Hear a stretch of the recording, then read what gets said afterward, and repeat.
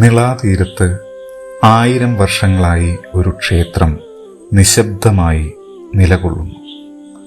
സൃഷ്ടിയുടെ ദേവനായ ബ്രഹ്മാവ് യാഗം ചെയ്യുന്ന ഭാവത്തിൽ പ്രതിഷ്ഠിക്കപ്പെട്ടിരിക്കുന്ന അത്യപൂർവമായ ഒരു ക്ഷേത്രം. ഇത് ഒരു ക്ഷേത്രത്തിൻ്റെ കഥ മാത്രമല്ല, കേരളത്തിൻ്റെ ജന്മകഥയുമായി ചേർന്നു നിൽക്കുന്ന ഒരു പുരാണത്തിൻ്റെ കഥ കൂടിയാണ്. മലപ്പുറം ജില്ലയിലെ നിളയുടെ തീരത്ത് ശാന്തമായി കാലത്തെ സാക്ഷിയാക്കി നിൽക്കുകയാണ് ഈ ക്ഷേത്രം. പരശുരാമൻ കേരളം സൃഷ്ടിച്ച കഥയുമായി ബന്ധമുള്ള ഒരു ക്ഷേത്രം. താപസന്മാരുടെ നാട് എന്നറിയപ്പെടുന്ന ഒരു ഗ്രാമം.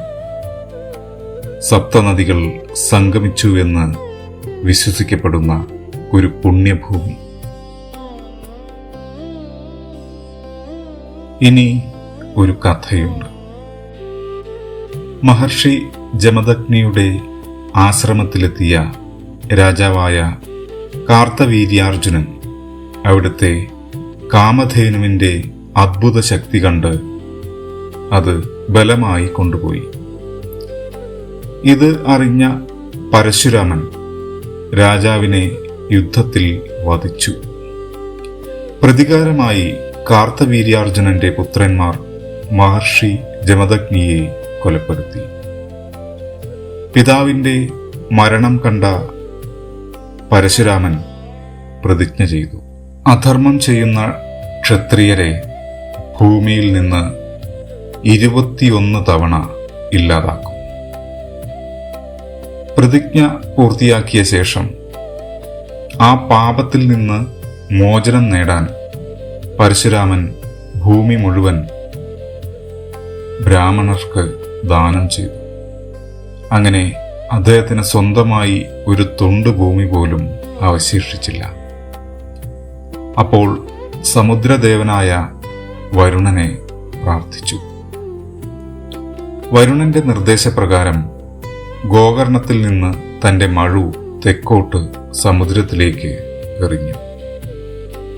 മഴു വീണിടം വരെ സമുദ്രം പിന്നോട്ടു മാറി.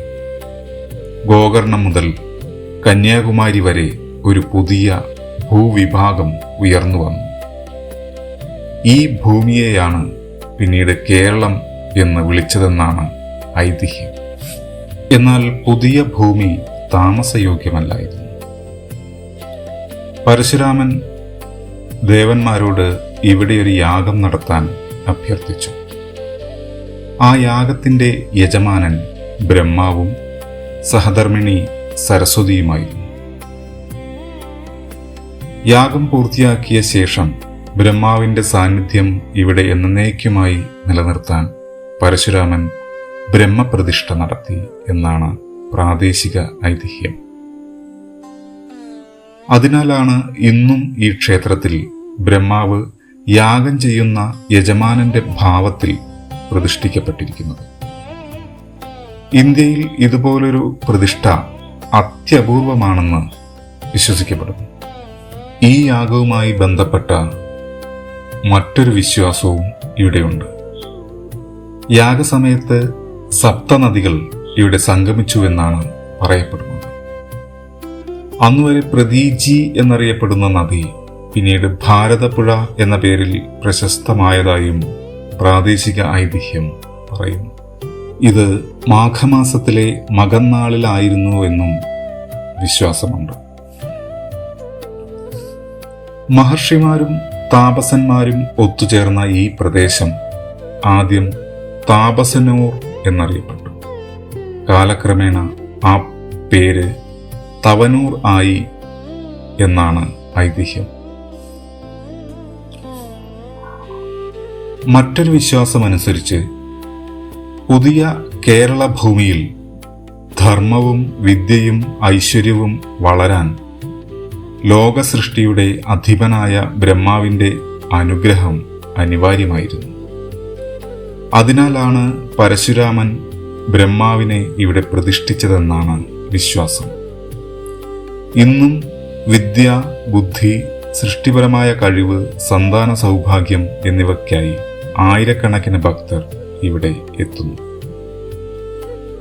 പ്രാദേശിക വിശ്വാസപ്രകാരം പരശുരാമൻ പ്രതിഷ്ഠിച്ച 108 ക്ഷേത്രങ്ങളിലെ ആദ്യ ക്ഷേത്രവും ഭാർഗവഖണ്ഡത്തിലെ ആദ്യ ക്ഷേത്രവും ഇതാണെന്ന് പറയപ്പെടുന്നു. ഈ ക്ഷേത്രത്തിന്റെ മറ്റൊരു അപൂർവത അതിൻ്റെ ഭൗമസ്ഥാനം തന്നെയാണ്. അക്കരെ തിരുനാവായയിൽ മഹാവിഷ്ണു, ഇക്കരെ ബ്രഹ്മാവും പരമശിവനും, ഇവയ്ക്കിടയിൽ പരാശക്തിയുടെ സാന്നിധ്യം. അതിനാലാണ് ഈ പ്രദേശം ശ്രീചക്ര പരിക്രമണ ഭൂമി എന്നറിയപ്പെടുന്നത്. ത്രിമൂർത്തികളുടെയും പരാശക്തിയുടെയും അനുഗ്രഹം ഒരുമിച്ച് ലഭിക്കുന്ന അപൂർവ പുണ്യഭൂമി എന്നാണ് ഭക്തരുടെ വിശ്വാസം. അതുകൊണ്ട് തന്നെ പല ഭക്തരും ആദ്യം ഇവിടെ ബ്രഹ്മാവിനെ ദർശിക്കുന്നു. ശേഷം തിരുനാവായയിൽ മഹാവിഷ്ണുവിനെ ദർശിച്ച് വീണ്ടും ഇവിടെ മടങ്ങിയെത്തി പരമശിവനെ തൊഴുന്നു. തിരുനാവായയിൽ പിതൃതർപ്പണത്തിനായി എത്തുന്നവരിൽ പലരും ഈ ക്ഷേത്രത്തെ വണങ്ങുകയും അവസരം ലഭിച്ചാൽ നേരിട്ട് എത്തി പ്രാർത്ഥിക്കുകയും ചെയ്യുന്നു.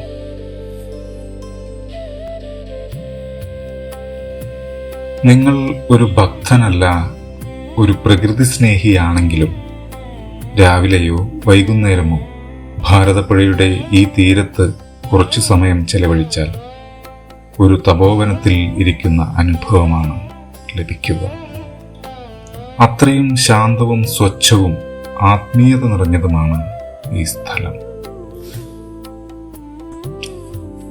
ചരിത്രം തേടിയെത്തുന്നവർക്കും വിശ്വാസം തേടിയെത്തുന്നവർക്കും പ്രകൃതിയുടെ നിശബ്ദത ആസ്വദിക്കാൻ ആഗ്രഹിക്കുന്നവർക്കും ഒരിക്കലെങ്കിലും സന്ദർശിക്കേണ്ട ഇടമാണ് തവനൂർ ബ്രഹ്മക്ഷേത്രം. ഈ ക്ഷേത്രത്തിന് സമീപമുള്ള അത്യപൂർവമായ ശിവക്ഷേത്രത്തിൻ്റെ കഥ അടുത്ത വീഡിയോയിൽ പങ്കുവയ്ക്കാം.